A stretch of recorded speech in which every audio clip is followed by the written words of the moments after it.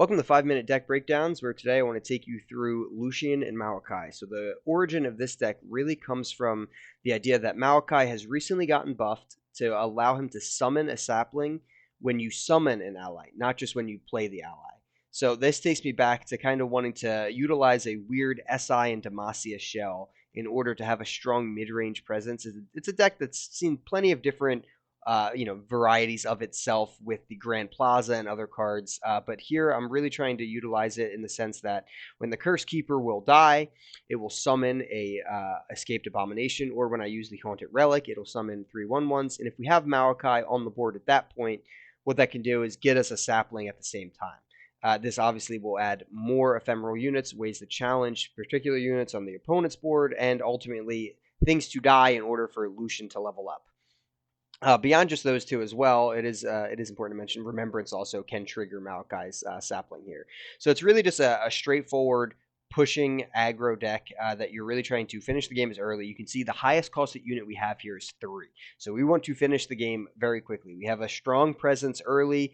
Obviously the Curse Keeper and the Butcher combo, but Fleet Feather, Warden's Prey will replenish our hand.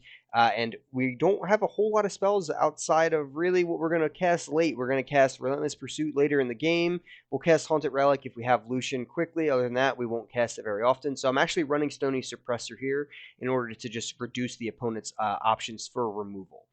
The goal of the deck really is to level Lucian if we possibly can. If not, push through a massive swarm of damage. When they do remove a lot of our units, or when a lot of our units are dying, and sometimes that's going to happen on our own with things like the Bladed Caretaker or the Haunted Relic, that'll significantly reduce the cost of Remembrance, allowing us to replenish our board a little bit at the end of the turn, and then be able to push back again when it's our next option to attack. We're actually using the OG Senna, so Senna, Sentinel of the Light, because she has great synergy with Lucian. If you put Lucian on 2 and Senna on 3, and they can't remove both, one of them's getting buffed, either with the double attack, or Lucian will be leveling, obviously again getting his double attack as well, and then using the saplings that you get from Maokai, but also the saplings that you'll get from the Bladed Caretaker, will allow us to challenge out everything and get one of those double attack units to hit the Nexus ideally and push through a lot of damage. And if that doesn't work, we'll rally and try to close out the game that way.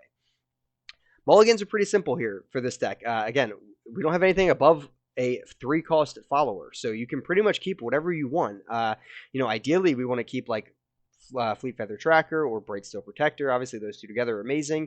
Same time, Curse Keeper and the Ravenous Butcher are also amazing keeps. We even have another 1-drop there.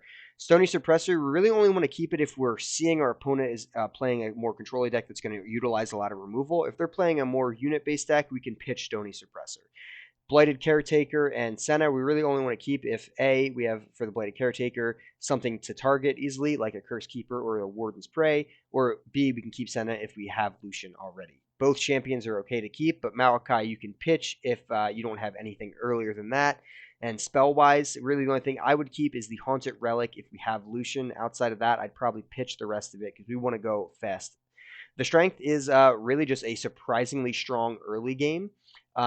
We're going to go toe-to-toe with a lot of aggro decks. We're going to be swinging a lot, so it's going to be just kind of a clash fest for aggro. But against control decks, we can surprise them, push through a ton of damage early, get a big swing turn in the middle by rallying with either level 2 Lucian or the Relentless Pursuit, and push through just a ton of damage there. The thing is, though, against other mid-range decks, if they have a lot of high health targets, they might be able to trade efficiently into us, so I would say that's probably our biggest weakness here. The flex spots, there's quite a few. Really, the unit package itself, you can really alter around. There's a lot of early units in these two regions that really help you push through a whole lot of damage.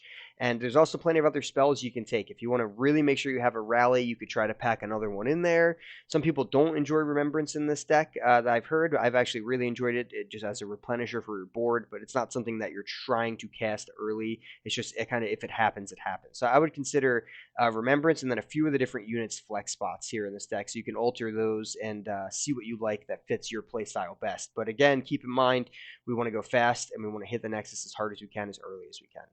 Hopefully this gives you a little bit of a guide to start your first few games with this deck. And as always, if you like the video, just leave a comment, leave a subscription, and we'll see you next time.